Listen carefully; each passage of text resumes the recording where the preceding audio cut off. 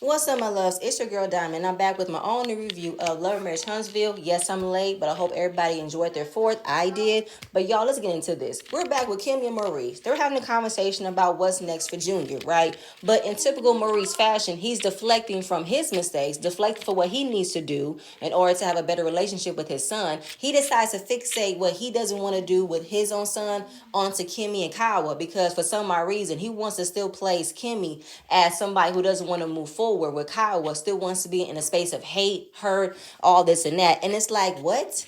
What are you talking about? Kimmy expecting an apology from Kyle. Where is this coming from? It's coming from in 2019. What was that, season 1, season 2? When Kyle made up the narrative that Kimmy involved herself with Maurice when they were still married. You know what I'm saying? Pretty much naming her a side chick, if you will. Now, she did expect an apology from Kyle because she didn't like the fact that Kyle carried the narrative. But how many seasons has it been? And we're just now getting this type of conversation. This is such a old situation that should have been addressed when it happened. But we're season 6. Everything else has transpired. So much mess have occurred. Why are we going back? Why are we surfing old mess? Oh, because Maurice don't have nothing else to do. That's why. I have a question to you, Maurice. Why are you trying to egg this on her now when it should have been fixed? You want to throw it in her face that she is trying to still be heard. There's some deep-rooted issue. And it's like, why are you trying to make her angry all over again? Why? And she snapped on him as to what made you think I want to have a conversation? What made you think I want to have an apology after all this time? We have moved past that. Junior is about to be 2 years away from graduating high school. I don't need to be best friends with your ex-wife. All we need to do is be cordial, and we're entering that cordial space. So to bring that up is redundant. Extremely redundant. She's like really, like, did we forget that Kim was diagnosed with breast cancer? Did we forget? She just finished chemo. She's going through radiation. We're finding out that she doesn't feel sexy. She's tired. And she's realizing that I'm the one that's still doing everything. I'm still cooking. I'm still cleaning. I'm still the one acting as the disciplinary parent to your son when you don't want to. Do you honestly think that I have a want and need of an apology from Kyle from all those years ago? I think the absolute not. You bring this up because you want attention, because you have nothing else going on. You don't want it to be about you because this is all about you. You not handling your responsibilities as a father. That's the problem. And now you want to bring up old feuds with your ex-wife and your new wife? Are you kidding me? Now, Kimmy, I don't want you to only look at this from Kawa's, like she's the main one that's been egging this on when Maurice has allowed for everybody to have named you as a side chick. I'm thinking of Vegas when Martell was talking about how you was a side chick, and he heard that from Marceau. And where did he hear that from? From Maurice. When it came down to you was in the pool by yourself, defending that you were not a side chick, and your husband was sitting right there dangling his feet in the pool, didn't say a damn thing. I reviewed that season. He didn't say shit. It's been carried on all this time. It was a scene where Tisha and Kyle was having a conversation about how you got involved with Maurice while they were still married. Are you kidding me? What the hell? This is crazy. This conversation is funny to me. I hate when Maurice thinks he has all the words, all the analogies, all the Martin Luther King speech to tell somebody else how they need to address their issues head on. They need to let it go, resolve it, to be cool, be good. But yet he's not doing that as well. He's not addressing his issue. You're not a good dad. You're a drop-off dad. I hate it. I get annoyed every time he says, I've been fostering their relationship for all these years. Have you? Have you? Or have you been putting out subtle things for them to act on? Then you want to say you've been fostering it. Because you have not formally had them communicate. You have not been trying to give them the talk. You just been throwing out little digs here and there. Like you always want to throw out that Kimmy isn't ready to move forward. She got some deep-rooted issue. She still waiting on the apology. You're always doing that. You making her act the way you want her to act, which is be ugly about it. But that's not her. And he completely overlooks that she doesn't want to have the conversation. He sets it up anyway. She said, do you want to schedule the rest of my agenda as well? Because I told you I need to have a conversation. But you want to schedule it anyway. And Kimmy is going to endure it. She's going to say, okay, because she doesn't want to deal with it after the fact. And he has been protecting his ex-wife's image and Junior's feelings at her expense. He has never cared about how Kimmy felt. He has never cared about her opinions. He has never cared about when she says, I don't want to. He never listens. Moving on. Tisha. Tisha is at a photo shoot for her daughter's hair care line, Mila and Macy. Now, it's been alleged that she copied the idea of a hair care line from Melody and that she copied the logo from Canvas Beauty. I'm just saying. Because when the cameraman was putting the logo in front of the bottle, it looked like the back of a Canvas Beauty bottle. That's what it looked like to me. But fine. I just wish we saw the breakdown of the photo shoot, breakdown of why did you want to create a hair care line. I've seen the picture all over Facebook, but we have not seen what led to that on the show. Again, whenever the Sky Side thing's going on, it's never aired out on the show. It's aired out on social media, which is why they never have a storyline. Kiki came with food to show her support. Tisha's happy that she's showing her support, but Kiki found out that Tisha is going to be the Grand Marshal of Mobile. She's going to receive keys to the city, but she didn't find out from Tisha. She found out from the streets, so she felt the way about it. Tisha wants to act like it's not a big a deal, but it is. And she wants her to come. She said, okay, I'm happy to come. I just wish I got an invite. I don't know, Tisha. You supposed to be moving forward with Kiki. You supposed to be in a better space, but you can't even tell your cousin you are indicted to be the Grand Marshal. That's a big deal. That's something to include your cousin in. But I don't know if you're still trying to have that separation of not telling her because you want this to be about you, not about her. Fine. Moving on from that. Mel has an appointment with Kimmy to go to a wellness center to do like a muscle stimulant where it can make you feel like you're doing 20,000 abs, release muscle fat and all that stuff. And as far as finishing all of her treatments, she is halfway through radiation and she feels a lot better, but she is tired. Melody heard that she's tired and figured Maurice and Junior should be stepping in more with helping you around the house. Nope, they haven't done a damn thing. Majority of what has been done is Kimmy still acts the way she normally would act while going through this. She should not be lifting a damn thing. She should not be cooking. She should not be cleaning. She should be resting. They should be helping her around the house more. But no. They're dealing with Junior not doing his simple chores, not doing his work, trying to figure out a way to make him more comfortable because he is far away from his mom. And that love and affection, that's what he was used to when he lived with his mom. But now that he's back with his father, he's not getting that. But she is happy that they've had productive meetings of getting Junior in a more comfortable space and making small steps to move forward. She's happy about that. And now there's an upcoming meeting of Kimmy and Kawa talking about the side chick comment. She said, really? Yes, because Kawa has implied that she interfered in their marriage when they were together. Melody asked her, well, do you think you interfered in their marriage? She said, no, I didn't. Because Melody said we haven't had that conversation. I've heard it implied more than once, but we never had that talk. So when you met him, he was already divorced? No, they weren't divorced yet. The papers were signed, but it was a 6-month separation period, waiting for the papers to be finalized. Now, I want to know, in that 6 months, where did Kyle get the understanding or the hope that she might be wanting to reconcile with Maurice? And where was Maurice around that time? Wasn't he out sowing his wild oats and then he met you?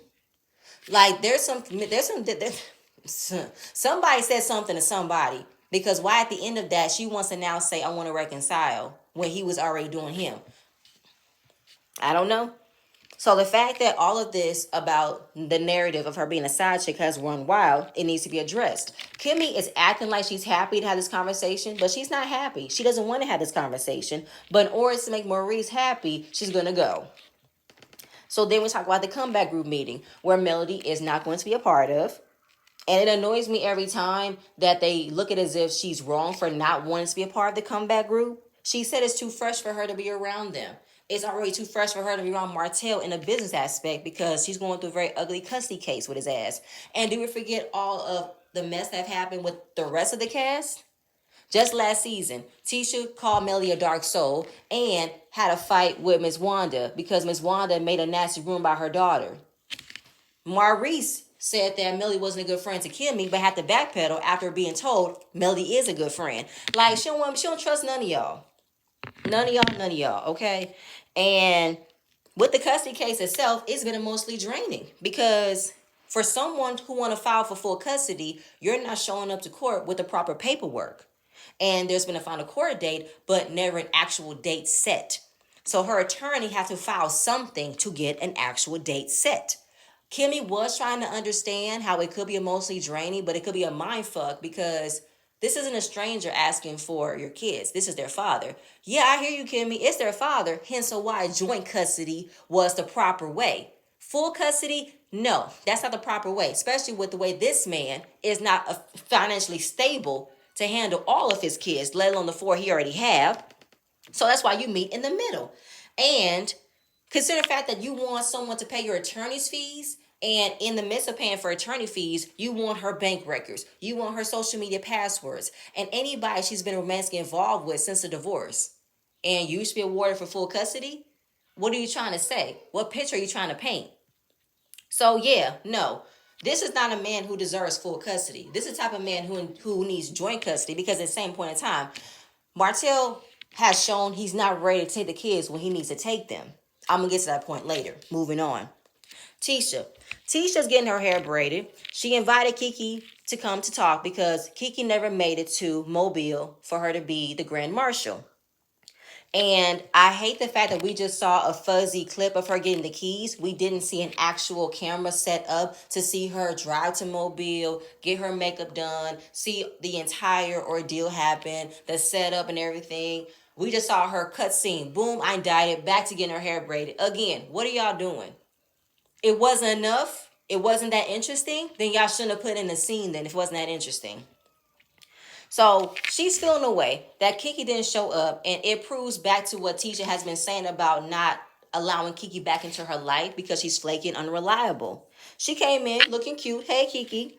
And Kiki was fanning herself because she was hot. The reason why she was hot because she's on methadone. And methadone is a pill that's going to help her get rid of her withdrawals of being on other pain medications because she is a recovering addict, and being on methadone is supposed to help her fight those urges. She's been on it for a year and she's ready to become full turkey to never be back on pills. I'm happy we're able to see her taking back that control of not being on pills, being on that type of medication, and I'm waiting for her to be completely sober, really ready, because her journey is amazing.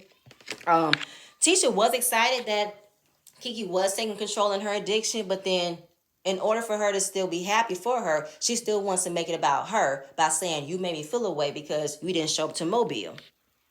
So she said, I wanted to be there. Did you think I did not want to be there? She couldn't make it. Her car was in the shop. Her husband was out of town. No rental service would give her a car because I guess they were sold out, and she couldn't make it. Now, I had to look on maps. From Huntsville to Mobile, Alabama, that's about 5 hours.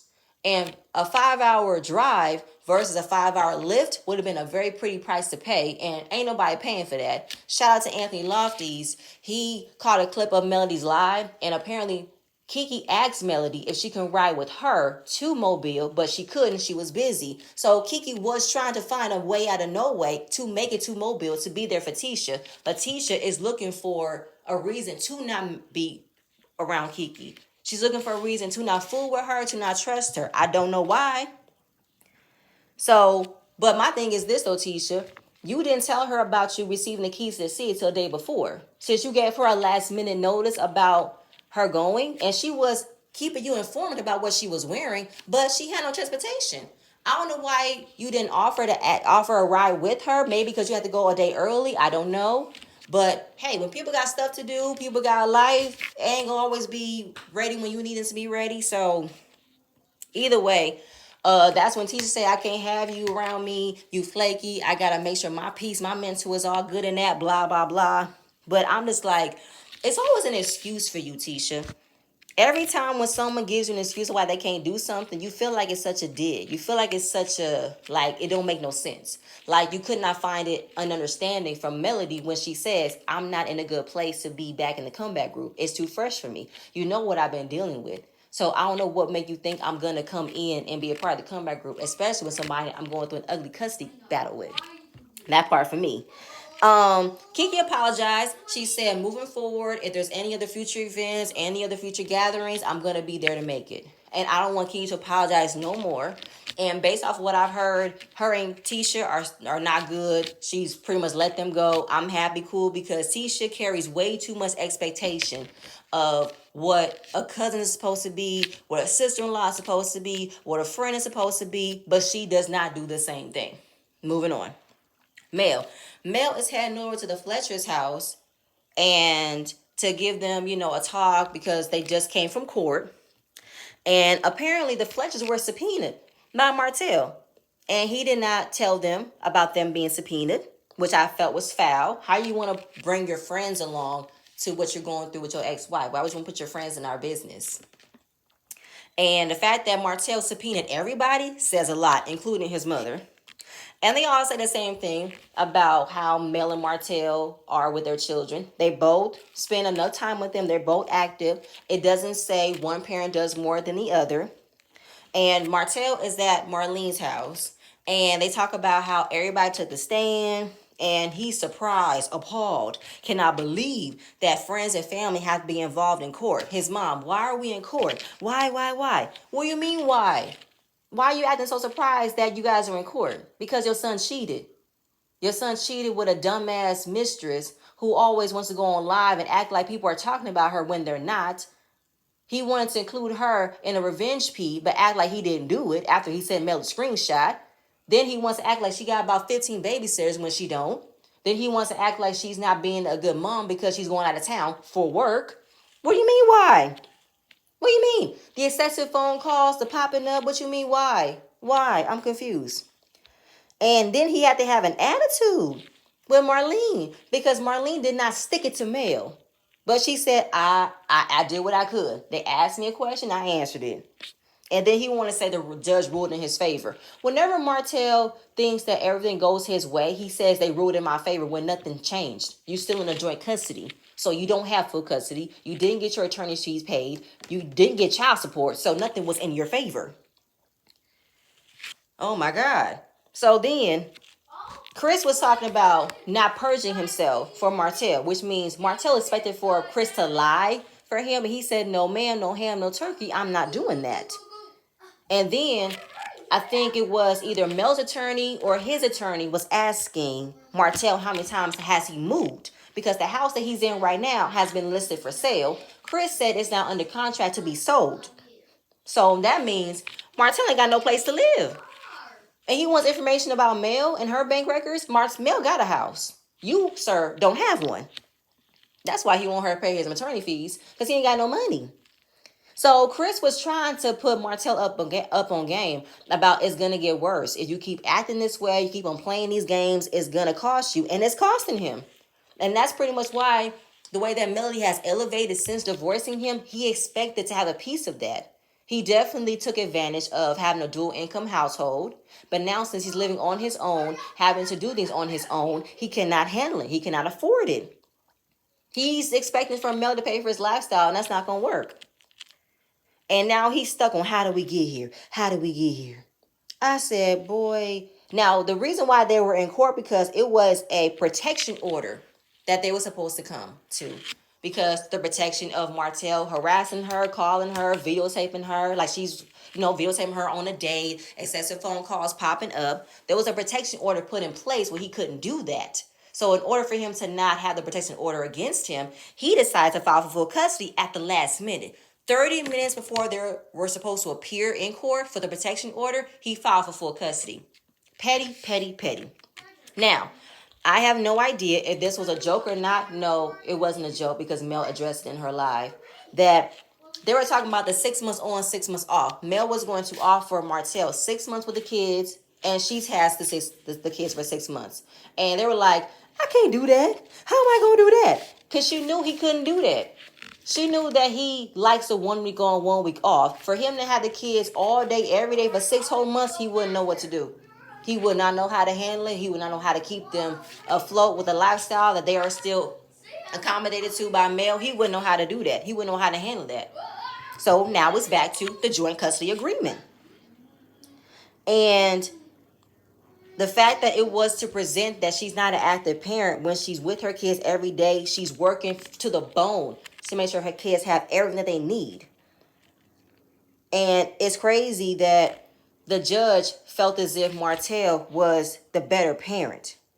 I already said in the beginning that Martell don't even want the kids when he wants to have them. That's why he likes the 1 week on, 1 week off. Y'all saw how earlier in the season, Martell wanted to pop by uninvited at his daughter's birthday, made a whole spiel about, it's my kid's birthday. I should always be there for my kids. She compromised. Now this is my day with our daughter. You can have her later today. And when it came down to putting him on task for getting his daughter, he said, I'll get you Monday. So it's like, what the hell was all that for?